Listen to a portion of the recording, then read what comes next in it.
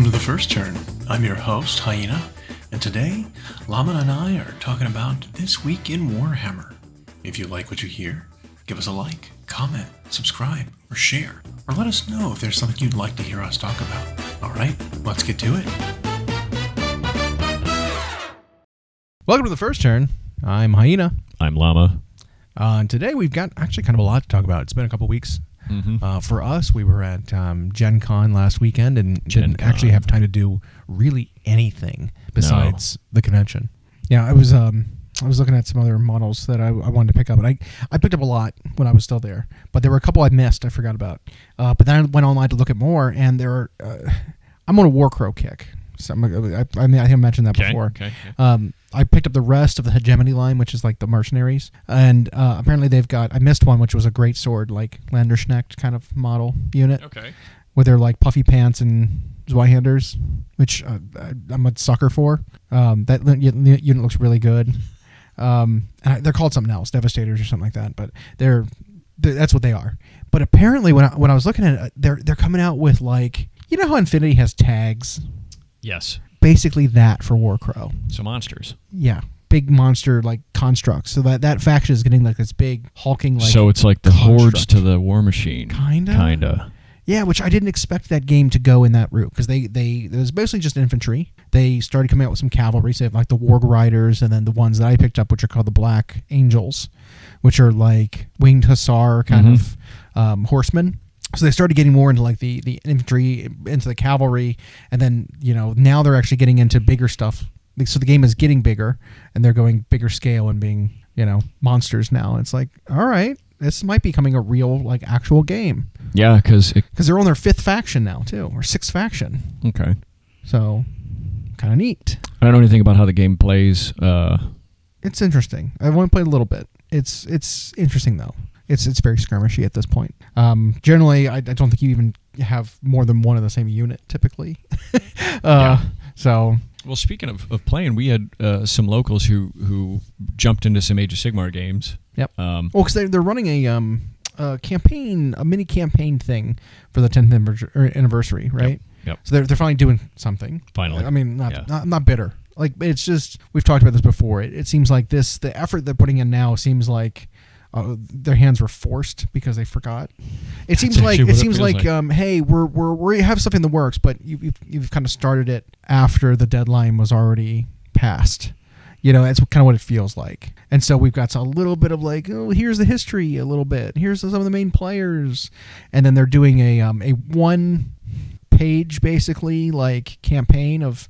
Hey, play either a spearhead or a normal game using one of these battle plans and submit your results, and you'll be entered for what's it entering for? So I may be incorrect. It might be both, but it was like I think there were going to be 10 winners who get the Hellsmiths of Hashut starter box. Okay. Drawn from among those who submit their Age of Sigmar battle reports using the new battle plan that they released for download for free, and then I think it's a spearhead of your choice.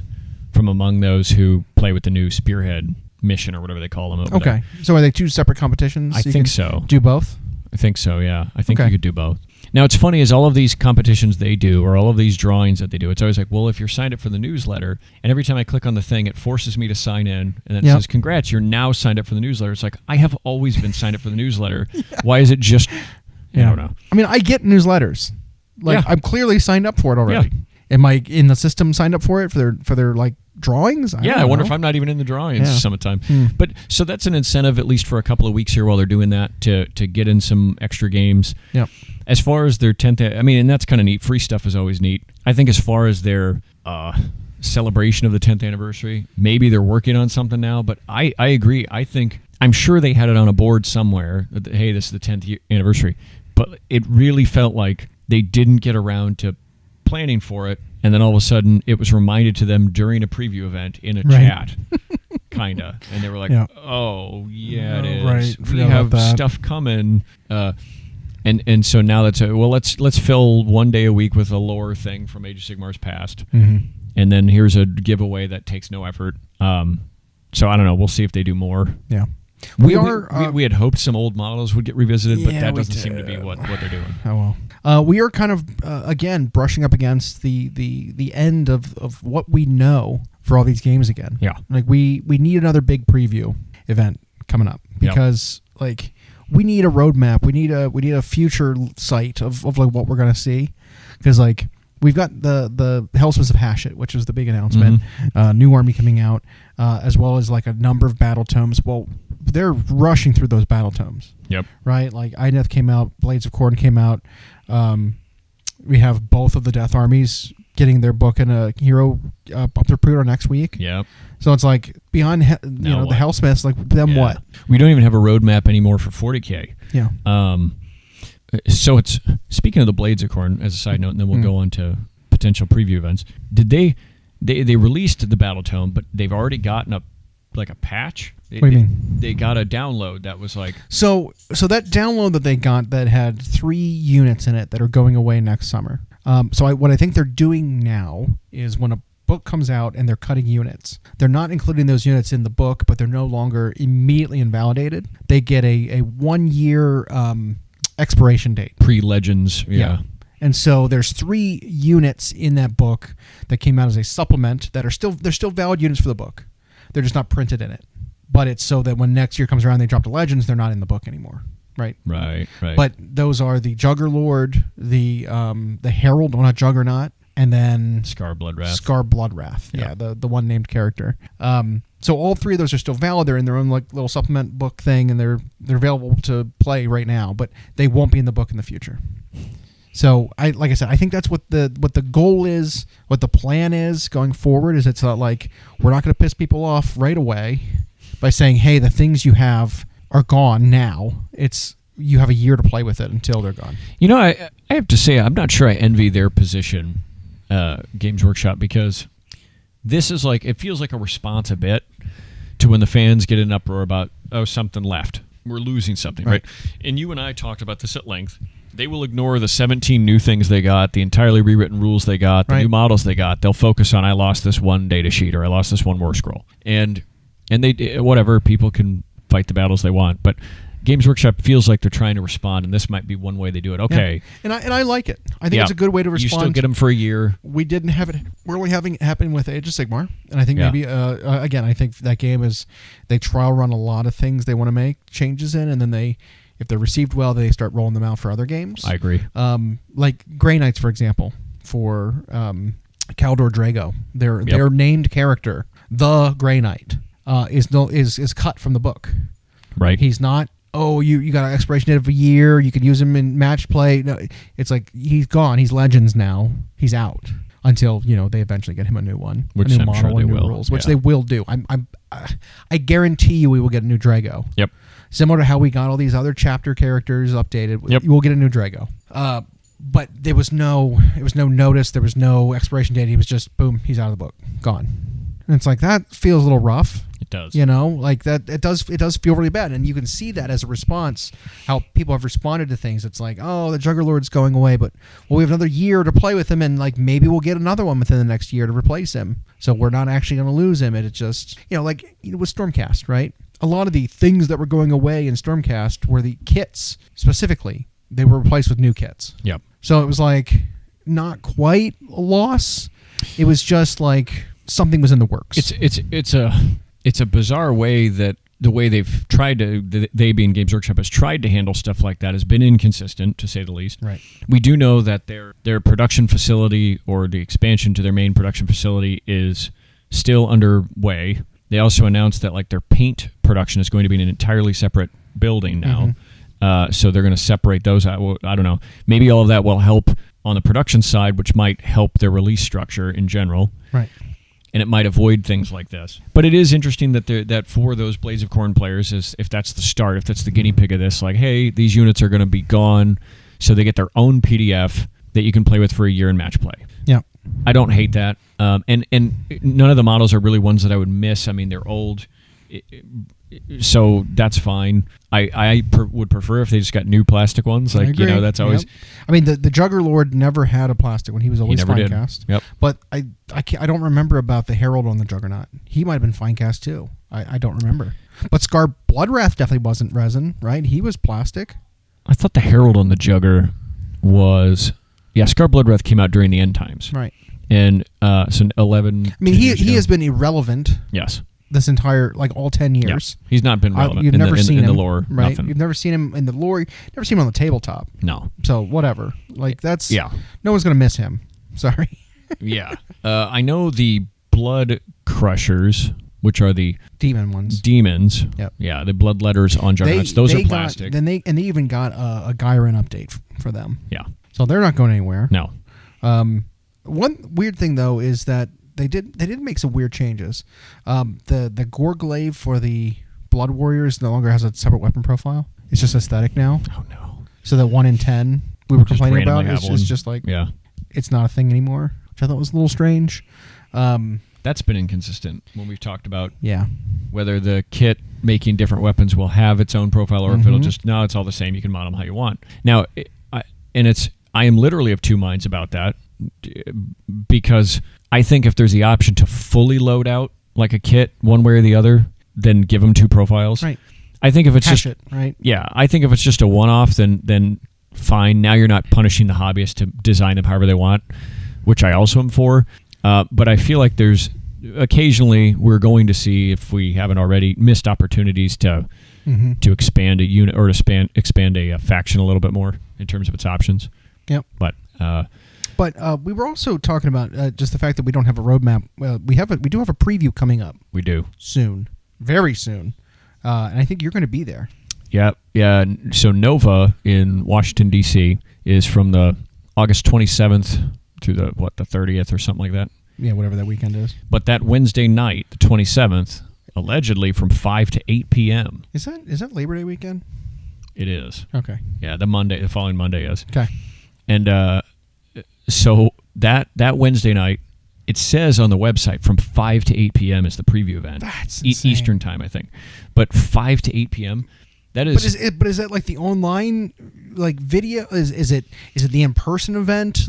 So what's 5 day? Yeah. You know? Yeah, and so we've got some news that this is going to be a different preview event than what we're used to. So they're reformatting it again.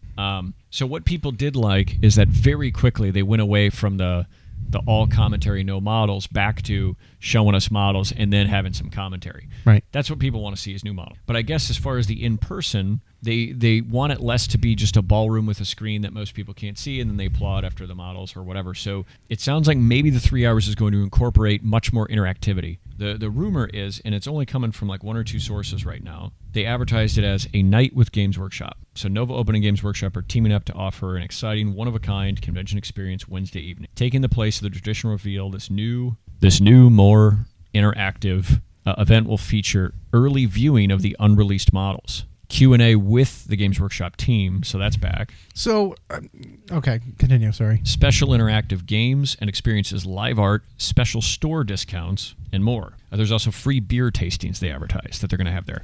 Okay. So I don't know if that's for Bugman's Pub. Yeah. But so the people who attend are going to get a free store credit voucher just for showing up. I don't know how much that is yet. But here's what it shows on the hobby side. Armies on Parade are judged at one point, Space Marine 2 team tournament, etc. But then the main stage events... So it might only be an hour. Because there's a lot of other stuff going on there. Yeah, so there might only be an hour of actual reveals. Well, and then what's interesting to me is the wording there, is you said exclusive preview of the unreleased models. To me, that could just be models up on a screen, because that's an exclusive preview of unreleased models. But there was something somewhere that said they were going to have something else, right? Yeah, so... So the regular preview stream with Adam and Eddie will fire up around 8 p.m. Eastern once the real festivities in person wrap up. But it sounds like what they're going to have is the pre-release models will be there in person, and there will be team members painting them.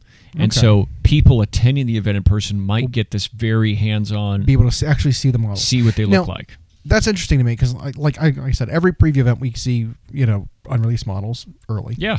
But this last event they did online... the two of them had the painted studio models there on the stream with them. Yep. Which, if they're planning on doing that again, kind of thing, where it's like we've got such a lead up to this event that the model's already done, produced, pumped out. They're being made in plastic. We've got them painted, whatever. Like, we can actually let people handle them and see them in person. Right. In addition to like the photos. I mean, that tells me two things. One, it's like, that's give the people an incentive to be there. Oh yeah. One, and two, they must be really behind on their schedule. They might be. Then if they've got like all of these stuff sandbagged and fully painted and done, that they can like bring them with them to the conventions and bring them with them to these events, and like, here are the painted models that were done however long ago. You know? Yeah, I almost think with that other subject we were talking about, and the details aren't, I think, fully public about their expansion to their production capability. Mm-hmm. I wonder if that's a part of it, is the demand for their product has risen the last few years in such that they might be, and we of course watched a part of their release schedule just change out of the blue where Space Wolves got dropped in, for example. Right. There could be a dozen releases or more that they have produced most of or part of and could be ready to go, but they're not getting the numbers up to what they need before shipping. Mm-hmm. And so they have to come up with all this stuff to fill space. And this might be proof of that. It could be, hey, this is a preview event, some of which you see won't be out for months, but we are going to bring with us plastic produced models, Right. previewed, Fully painted, that you will get to see and possibly touch. But the release date is TBD. Right. So it could be all of this going on with their makeover of their production ability. They are just so far behind. And that, to me, that means maybe then that maybe this preview will be massive. Maybe they do have a lot of stuff they're going to show us, because maybe it's a lot that they're just waiting to get out. And maybe more preview events during the year are going to help them. So, you know, we've seen that at their U.S. Open events, which are 3 a year, they do a preview event. Yeah. They now do one at Nova every year. They now do one at Adepticon every year. Well, they also do one at LVO, and now we're going to get a second LVO in October. Yep. And there's still the World Championship U.S. Open. So it could be, and Essen might have one. And then Essen might have one, and they do like 2 other online previews. That's like 10. That's like a preview, like every what, 7 weeks? Yeah, somewhere in there. And so that actually might help them a bit, because then they can show off stuff that's a little backlogged without providing a ETA. Yeah. But yeah, I do wonder if because they're still doing the book model and because their production facilities under construction, I wonder if they're just really behind. You know, global trade right now is weird, and yep. You know, maybe producing things in other countries now, books and whatever, has gotten more expensive to ship around. Maybe they're rethinking some things and redoing some logistics. Maybe going all digital in the books. I hope so. I guess they announced something to investors. I don't remember the article. To their investors recently, they're up, like they're doing well. And as far as like any shipping cost changes that could land with things like tariffs or whatever, they're just going to eat it this time and not do a price adjustment, which that's good, because they've done 3 in the last year and a half. They always do them. It's, I mean, if you look at prices of things, they're up pretty high. Yeah. I mean, I remember going back to like before they reopened up to social media, which was right around the start of like Age of Sigmar, when they were like under the Kirby umbrella. It was like twice a year they would say they're doing an adjustment. Some will go up, some will go down, some will stay the same. 0 ever went down. Right. It always was up. And it was like arbitrary sometimes. It was like nothing in the economy changed for those. What the hell is this for? Like, yeah. But I don't know. So if that's true and they're doing well, fine. It just could be that they are like really log jammed, backed up. Maybe these preview events help alleviate some of that by just giving people stuff to touch and see. And I think that's a interesting business strategy. Yeah, like you said, you give people the incentive to go back to these preview events, because the last few in person we thought were a little disappointing. And it was like, I don't need to go to this one anymore. Well, if they're going to be like this, where now it's a premium ticket to get it, but you show up and you get to physically see the new models, maybe handle the models, see people painting them. That is, talk to the designers. Talk to the designers. Team. That's great. About them. Yeah, all of that. Yeah. And then interactive stuff. Because that was one thing with the preview is when we had Brand up there, he would actually have a Q&A and he'd answer questions. He would. The one after that we went to, it was literally just they pressed play on a video. Sat down until it was pre-recorded. done. Yeah. There were no people to talk to. There were no presenters present. Nothing. It was just like press play and watch this. Yep. That was the most disappointing one. It was. That one was like, what are we doing?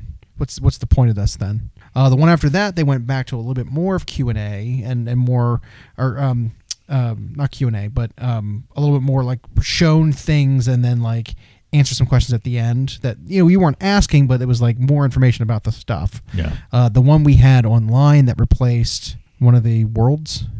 The most recent one? Yeah. It was at a U.S. Open. It was a U.S. Open. Yeah. That one was online, and they had a guy specifically looking through the chat and picking out questions for them to answer. And it was like, okay, we need Tacoma, that's what it was. We really need that, like a little bit of that back and forth of like, hey, answer some of our questions about this stuff instead of just like guessing what people are going to be wondering and then trying to squeeze in some pre-recorded answers. Right, which is what they were doing before. Right. And now, while there are questions, I think, that don't warrant answers, like every single time. Where's my other thing? When someone asks about the one thing that they didn't see in the preview, that's ridiculous. But I think most of the time when they did that live interaction, whether it was Brant on stage, whether it was someone with the chat, I think that's meaningful. Yeah. It does help people out. While 1 out of every 7 questions will be that one that they avoid answering, like, what about Warcry? Who's the next Primarch? Yeah. Yep. Yeah, when are my sons of the kidney bean going to get their own decal sheet or whatever, right? And or when now they did sidestep the Warcry question in a way that was smooth as could be, but not at the same time. It was a pretty stark right turn that they made there. Hey, we know you guys are interested in Warcry, so don't worry, everyone. The new models will get Warcry rules, and also here's Underworlds. It's like, what? Like, those aren't either of the two things people were wondering about. Nope. Is this game staying? Period. Question mark. Yeah. That's what people want to know. Now, I would also challenge that I don't imagine that many people really played the game, but the fact that there are people like, hey, where'd this go? Right. Especially since every game they have now, you can't imagine they're all profitable, but they keep them. They keep Blood Bowl updated. They keep Kill Team is really popular now. Underworlds is popular. Like, they keep those going, but I can't imagine like Legions Imperialis, Blood Bowl. I can't imagine those are really super popular, but they keep those up to date and they keep us aware of what's going on. Warcry, it's just crickets going on 2 years, or it's over a full year at least since they've even said the word, I think. Well, until recently they said it. But there's not anything released, No. Yeah. Just that. I know everyone wants to hear it. What's going on with Warcry? Well, here's Underworlds. It was so funny. It was so. And he just did that. Like, I'm sure there was probably some conversation about it where people are going to ask about Warcry. Here's what you do: hard pivot into the other game. Like, it's just yeah. No, but I think the live Q&A is great. So if that's back. I mean, we've seen it back in some form, but yeah, if they're doing that on stage again, they're going to have models in person. If they're going to have little games you can partake in there that the online people don't get, beer tasting, I mean, whatever, that's fun. Right. I think that turns this into much more of an event, and they're doing it. They're dominating the opening of a convention by doing this. Yeah. So they did it at Adepticon, where their booth was open the night before the vendor hall opens. Because their booth was just barely outside on the side of the temporary wall. And they've got that pull, they've got that stroke that they can do that. Yep. And now the same thing. Nova is not their convention, but they are now dominating the conversation going into Nova. Yeah. So what like in their preview event, like what do we expect? Okay, right? we could start talking about that. What are the rumors saying that like we might get, or what are people thinking? I've seen 2 sets of rumors. One that seems reasonable and one that's ridiculous. The ridiculous one we'll outline first, where I think you've seen this too, where people will just list 19 things for Warhammer 40K and no other games, right? Because they think that's the only game that matters. We're gonna get pre-event. Here's all the things we're gonna get. It's all 40K. It's like no, it's like you're not. You're gonna get like 1 or 2 segments. Yeah. So some speculation includes, and I suppose you could decide if you think Kill Team counts as 40K or just like Underworlds counts as Age of Sigmar. Well, I do, because I think Kill Team, the units are designed specifically to update 40K in addition to being in its own separate game. Yeah. So like every single unit that's come out for Kill Team has also been integrated into 40K proper. I know one of the more popular things about Kill Team is that it's because it's a small game and your Kill Team size ranges from like 9 to 11 models or whatever, but it is model by model activation instead of like you go I go. Warcry was like that. Warcry was like that, and so we know they know how to design rules that way. I still contend that I don't know if you could really do 40K fully that way, but Age of Sigmar you might. But there's already a lot more interactivity in Age of Sigmar proper. Anyway, as far as what the rumors are that actually makes sense, it sounds like Drukhari might finally get their day in 10th edition. Good.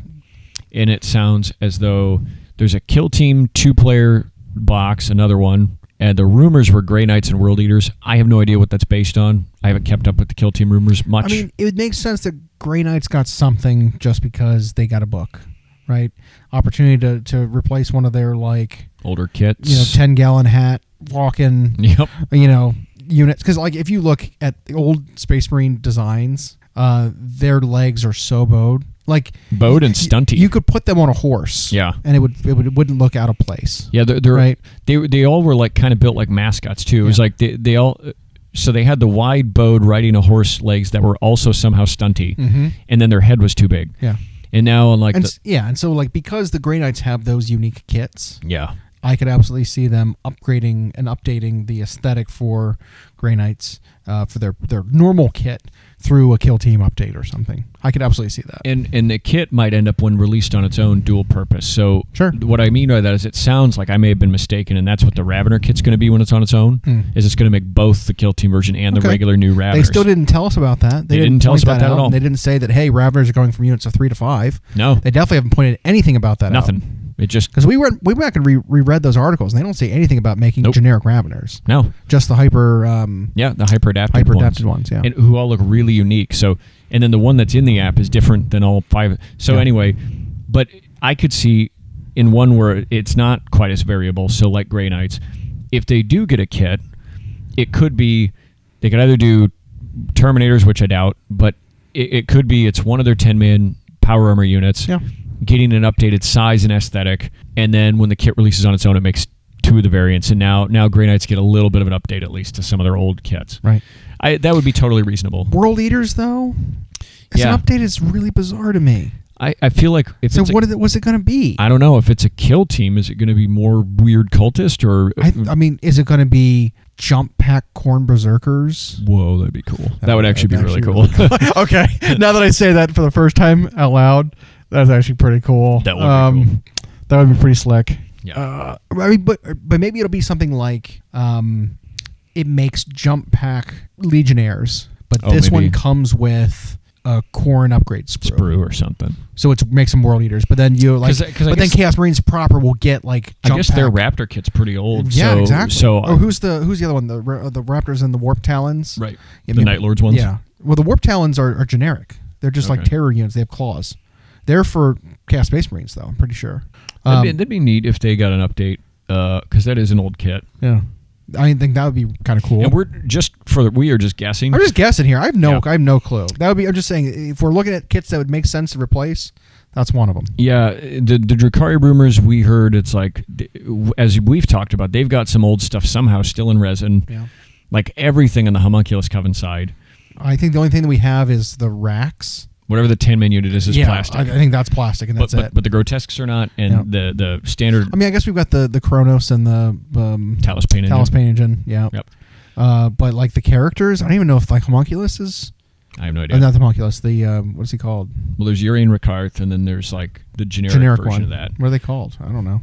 That side of Drukhari though is a lot of resin, a lot of metal, whatever. The Court of the Archon is, and so either that'll go Legends or it'll get plastic, right? Yep. There was also a sprue that was seen, and some suspect it's Lady Malice, who was someone who used to be like one of Vec's Inner Circle homies, but she's had largely just artwork and no model. Okay. And so she might be getting a plastic, which I love when they do this, when they bring back these old ones in a new updated plastic. So that all could be true. It would make sense because I think 10th has covered almost everything now. So the announcement of 11th, I'm sure, is coming next year, probably at AdeptCon. Yeah. And then, but it looks like 40K, Age of Sigmar, Horus Heresy, Old World. So those 4 seem to make every preview. Old World will be irrelevant. Horus Heresy. What else can they still make plastic that we're not aware of yet?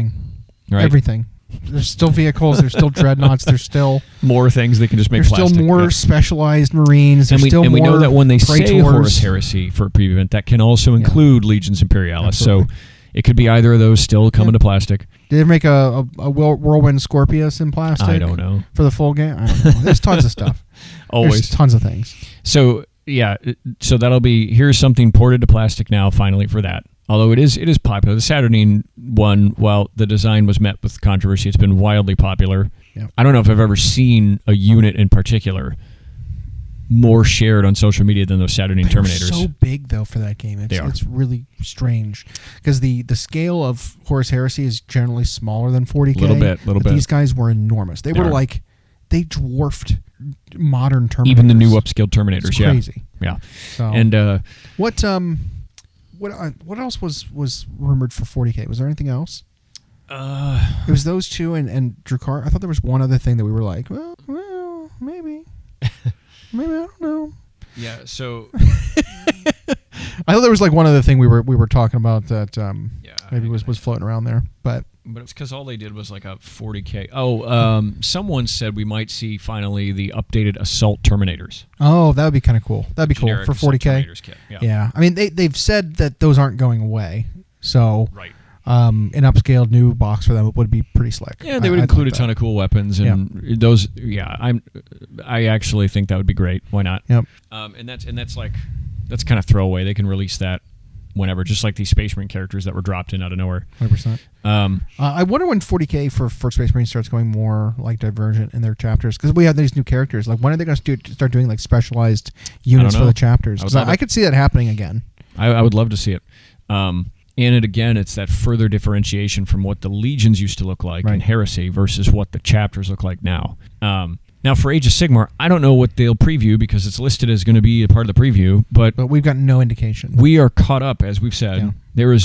I don't know what they're going to show us next. I mean, the optimist in me would be like range refresh for an army that needs it. Ogre Kingdoms could absolutely Maw use tribes, something. Maw tribes.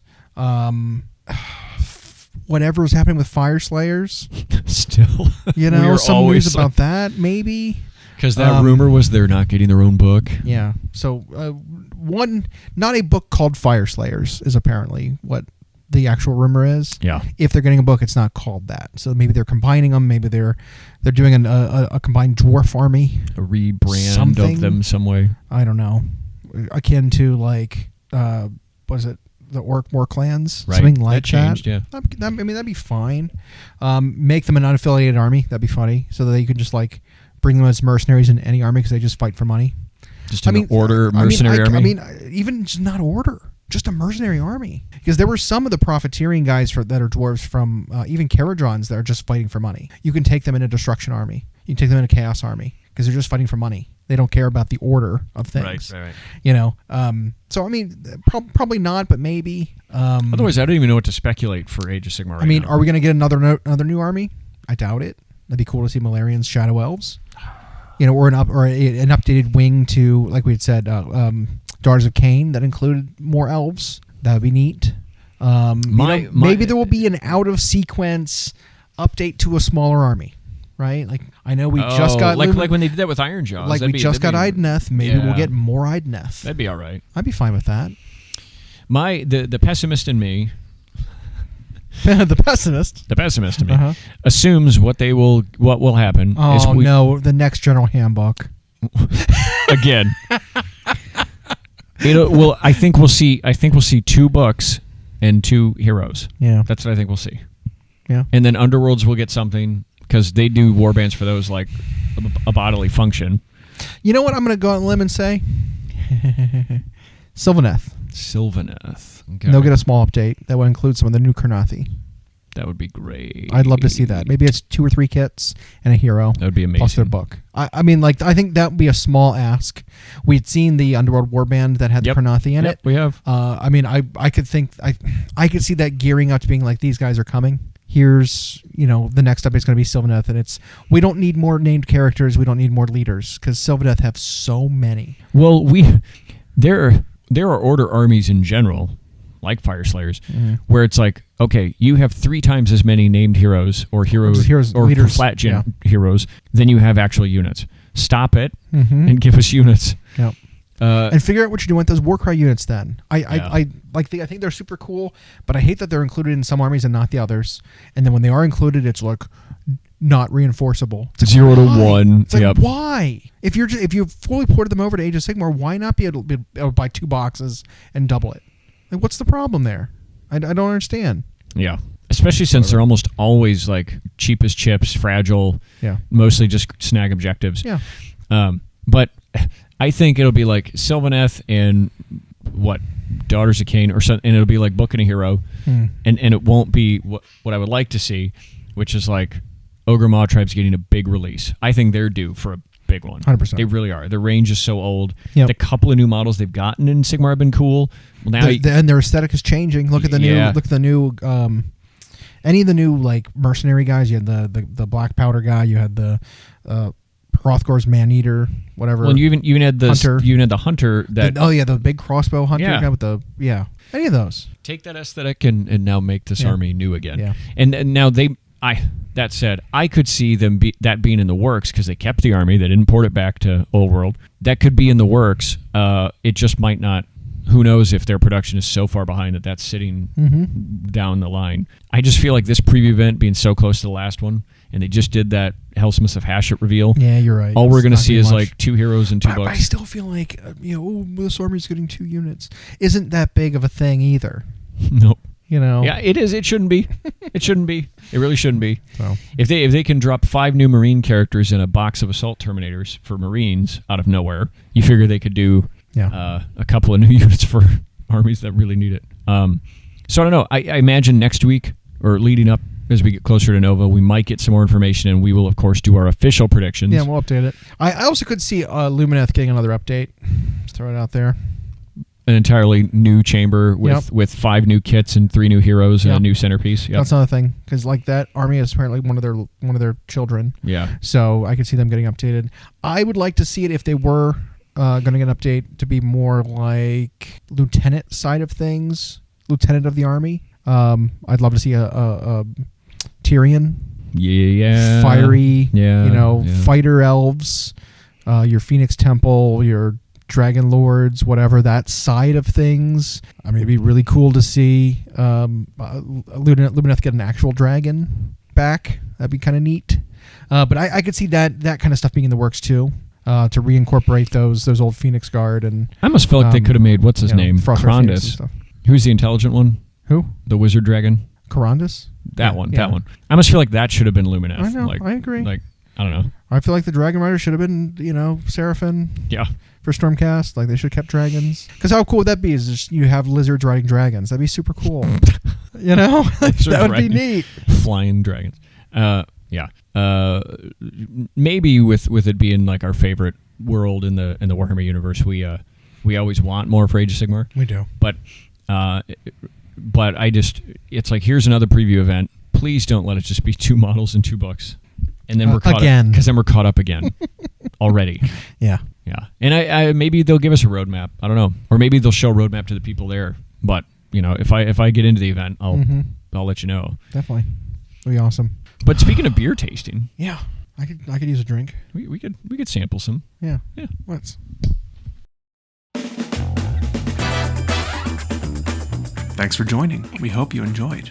Follow us for more of our weekly episodes on YouTube Podcasts, Spotify, and Podbean. You can follow myself and Llama on Instagram. We are at Llama Paints Minis and Hyena Paints Minis. Music provided by Kevin MacLeod at incompetech.com. And as always, we'll catch you next time.